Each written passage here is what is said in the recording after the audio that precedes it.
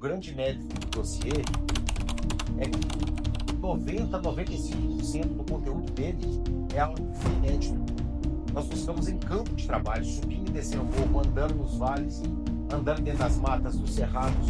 Então, nós fizemos um levantamento profundo de estruturas presentes na serra que estavam lá no meio do mato, esquecidas, abandonadas há anos. Então, a maior parte do nosso material foi material inédito que nós trouxemos. A minha relação com as pesquisas vem de muitos anos. Muitos anos. Mas a Serra do Langueiro, meu envolvimento com ela é algo que vem desde a infância. Porque a gente, criança, utilizava a Serra do Langueiro como área de entretenimento. Então, ali que a gente ia passear, nadar, essas coisas. Mas, efetivamente, como pesquisa, vamos falar, usar o termo claro, pesquisa, ela começa no ano 2000, em junho, na época do inverno. Nós fomos fazer uma caminhada com alguns amigos.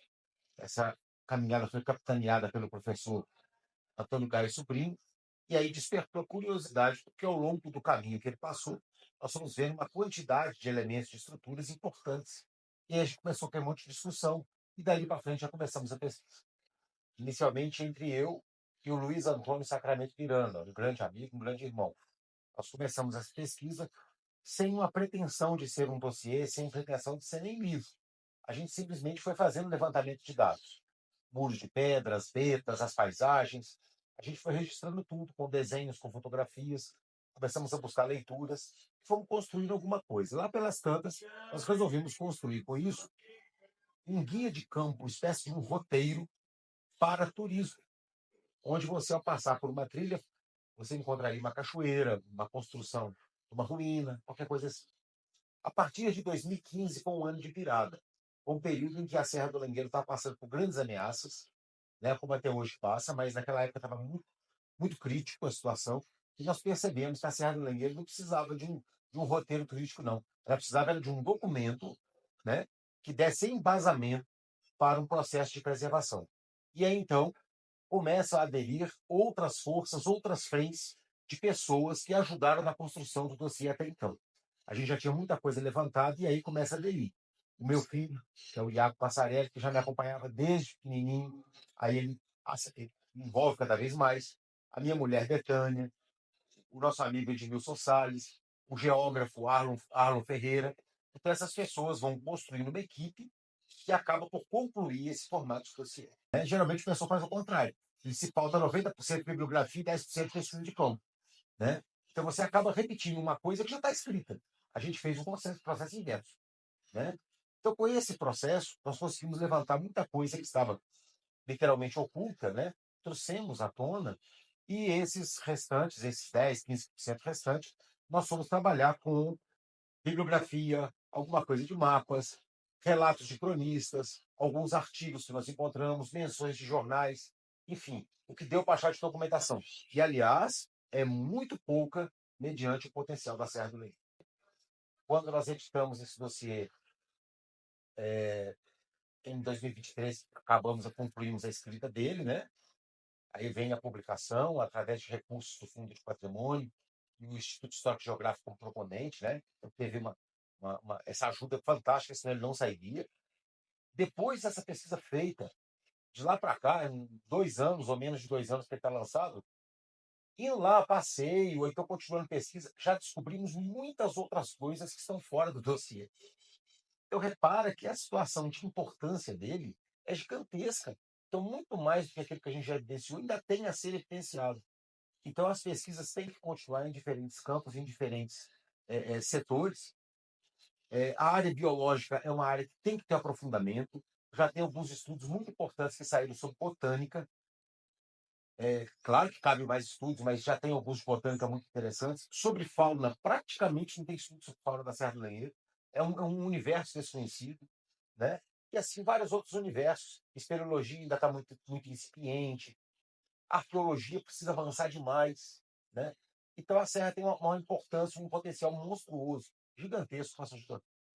Sobre as pinturas rupestres, sempre se focou muito em um determinado sítio arqueológico, que é aquele que está na área militar, né? Que é muito evidente, é aquele que tem recebido ao longo dos anos recitação. Só que é preciso destacar que, além dele, nós temos outros dois na Serra. A Serra tem 3 sítios de pintura rupestre. Né? A princípio tem sido demonstrado que eles pertencem à tradição Planalto, como se chama, né? E ninguém fez ainda um estudo de datação dessas pinturas, tá ok? Datação mesmo, tecnicamente falando. Que existe uma estimativa que ele seja da área do período do Holoceno Médio. Habitualmente se tem dito, e observe sem uma comprovação clara, mas atualmente se tem situado essas pinturas rupestres em torno de 6.000 anos. É claro que se fizer uma datação pode dar um pouco menos, um pouco mais, né? Pode dar uma diferença aí. Mas até que se pesquise é o que tem sido dito aí.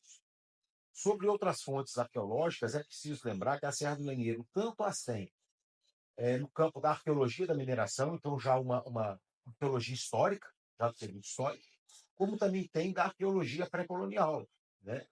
Então, quando você vai pensar que além das pinturas rupestres, e isso é muito importante destacar, muito importante mesmo, a Serra do Lenheiro já demonstrou a existência de uma quantidade grande de vestígios, tanto de objetos líticos quanto de cerâmicas e outras evidências, que mostram que a ocupação pelos povos originários e mesmo pelos grupos caçadores-coletores que os antecederam, né, foi muito forte na Serra do Lenheiro.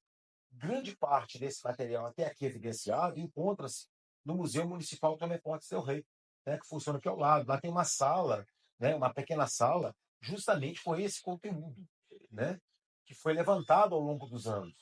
Existe material arqueológico e existe até algum material paleontológico, alguns fósseis, poucos, mas tem. Então, é um material assim único, extraordinário para a pesquisa de São João del Rei. Agora, o que nós lamentamos é que o museu se encontra fechado já há algum tempo. Então, nós gostaríamos muito, né, de apelar até para as autoridades se pudesse reabrir esse museu para a visitação pública, para os pesquisadores, e cuidar de todo o acervo. Mas esse arqueológico e paleontológico, vamos dizer assim, é a pérola do museu, historicamente, uma relação de exploração, né? Quando nós paramos para pensar desde a época do ouro, do grande pico de mineração aurífera, né? Até hoje, a relação humana com a serra é muito exploratória. E isso deixou portas e impactos. O próprio nome Serra do Lenheiro, existem relatos históricos disso de cronistas, é porque a serra era o manancial de lenha que abastecia a cidade. Fogão a gás, gente, é coisa recente, né? Tem algumas décadas para cá. E mesmo assim não era acessível por toda a população, né? Então era tudo à base do fogão a lenha. Então lá era um grande fornecedor de lenha. Então, aí a relação extrativista com a serra. A serra forneceu pedra, areia, cascalho, madeira para a edificação da cidade. Como dizer, se esse centro histórico é tão bonito como é, né, grande parte disso veio lá do lenheiro. Então, essa relação é muito assim. Agora, à medida em que os processos de educação e conscientização foram e vão progredindo, começa a abrir na mentalidade das pessoas um processo de reconhecimento, um processo de enxergar a serra com um outro olhar. Eu lembro que nos anos 70, final de 60, começo de 70, como se fosse uma sementinha, isso começa com o artista plástico Toninho Ávila, né, que ainda está nativa. O Toninho foi o cara que começou literalmente a semear essa ideia, né, de consciência, e depois dele uma série de outras instituições, pessoas também foram no rastro. Né? Nos anos 80, o Instituto Histórico Geográfico trabalhou muito para criar esse processo de consciência, preservação da serra, e várias pessoas empenham esse trabalho. Como resultado, hoje nós temos um grupamento de pessoas que são ativistas da serra. Vão lá fazer caminhada, mas para poder coletar o lixo que outras pessoas deixaram. Estão preocupados em sinalizar, estão preocupados em replantar as árvores nativas nas zonas afetadas.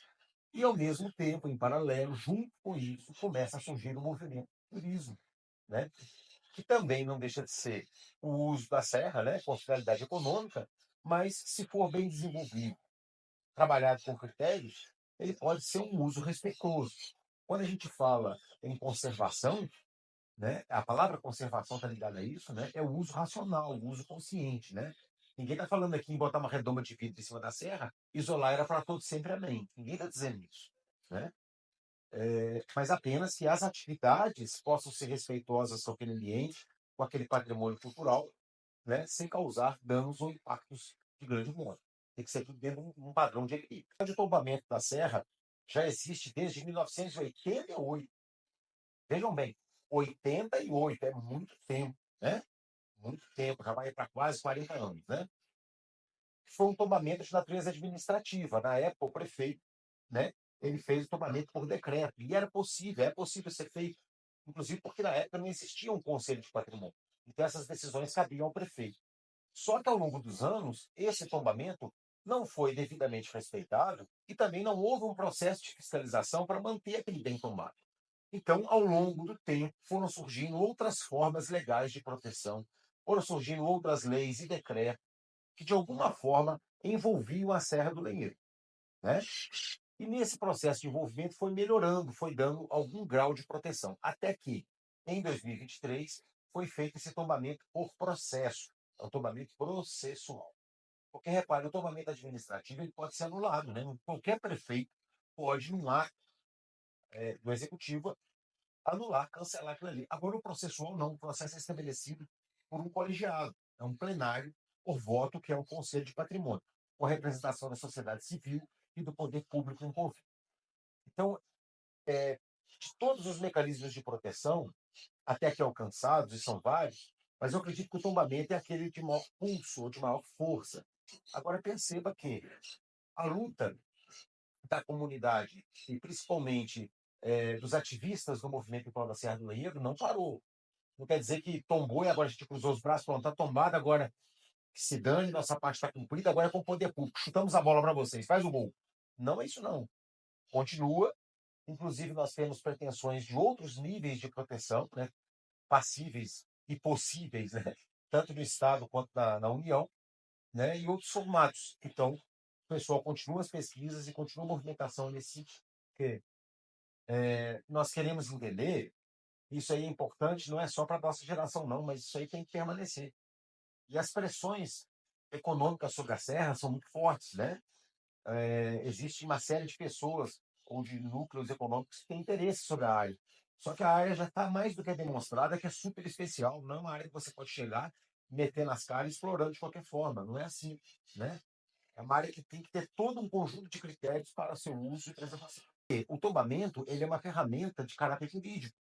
Então, no caso, por exemplo, de uma grande agressão à serra, um empreendimento impactante, de uma grande ameaça à serra, você tem uma ferramenta jurídica para poder conseguir segurar isso, né? Impedir que aquela coisa aconteça. Sem o tombamento, aquilo vai acontecendo e você não tem como frear, né? Então, o tombamento é principalmente essa ferramenta que resguarda uma área no caso de grandes impactos. Já tivemos várias situações envolvidas com estabelecimento de mineradoras, né? São empreendimentos no que, no, no que pese, né, a humanidade, a gente precisa daquilo que vem do subsolo, dos minerais, tudo depende de metal, de minerais, mas a gente tem que entender qual é a área que isso pode ser feito e não pode. Então, instalações de mineradoras, felizmente não tem nenhuma funcionando agora no ensino, muita pressão, e essa é grande, é forte, imobiliária, sobre a área tombada, né? O pessoal quer expandir a cidade a todo custo para lá. Então, se for liberando tudo, a cidade vai engolindo a serra. Quando a gente olha a distância, grande parte das cidades já galgou as encostas serranas, né? E aí traz todo um monte de problema de infraestrutura no rastro disso aí. Existem muitos problemas com queimadas, né? Todos os anos, agora está chegando a época da seca, começa a onda de queimada. E aí vai impactando vegetação, falta d'água, etc. Existem problemas com esportes que são feitos lá em cima, não são todos os esportes, mas principalmente esportes ligados à questão do motociclismo off-road. Nós enxergamos isso com muita preocupação, né? Nada contra os motociclistas ou o esporte, é apenas que ele seja realizado lá, né? Por conta das áreas de solo que se degrada com muita facilidade, então na passada das rodas gera uma série de sulcos, né, da passagem dos pneus, depois a enxurrada abre aquilo e vai girando uma série de processos erosivos. E por aí afora vai, né? Retirada de lenha, madeira, lenha, caça furtiva, lixo, resíduos que o pessoal vai lá e acaba deixando. Tem áreas da serra que tem problema de poluição com esgoto. Enfim, é uma listagem de problemas aí e que ainda vai demandar um longo trabalho do poder público e das comunidades em união para poder resolver. O Salve a Serra do Lenheiro, por exemplo, né, ele acabou se transformando como um coletivo, né, e é muito legal. Tem pessoas lá muito dedicadas, muito abnegadas à causa, tem surtido muito bom efeito. E fora ele, existem outros movimentos acontecendo, até mesmo em alguns bairros, né, de pequenos agrupamentos de pessoas, de lideranças, em bairros que têm sido grandes ativistas desse movimento. Então você tem tanto aí ambientalistas, você tem pesquisadores, você tem professores, você tem lideranças comunitárias. Esse é o pessoal que está levando à frente essa ideia de salvar o legueiro, vamos falar assim, dessa maneira. Eu coloco também aqui uma observação, um paralelo de extrema importância, que é a Universidade Federal de São João del Rei, né? Que tem também, há alguns anos para cá, feito bastante pesquisa sobre a Serra do Lengueiro. A gente percebe essas pesquisas, principalmente, tem algumas surgindo no ramo, lá, como eu já falei, da botânica, né? A parte das ciências biológicas, aliás, muito significativas. O campo da geografia, no qual eu estou até, como eu disse aqui, estou fazendo mestrado em geografia, tem ciência disso. Tem alguns professores que têm sido muito importantes para poder orientar esses trabalhos acadêmicos lá. Então, esse conteúdo que a universidade está trazendo de informação de estudo, né, ele é extremamente importante. Então, quando a gente começou a nossa pesquisa com o dossiê, você perguntou lá que fonte vocês basearam. A gente quase não tinha fonte. Né? Se eu for começar um novo dossiê agora, hoje, começar hoje, a gente já tem um monte de fonte. Né? Então, que a universidade também contribuiu para trazer esse material para a sociedade. Então, o que eu acho que está faltando nisso aqui? Agora, acho que está faltando o poder executivo executar.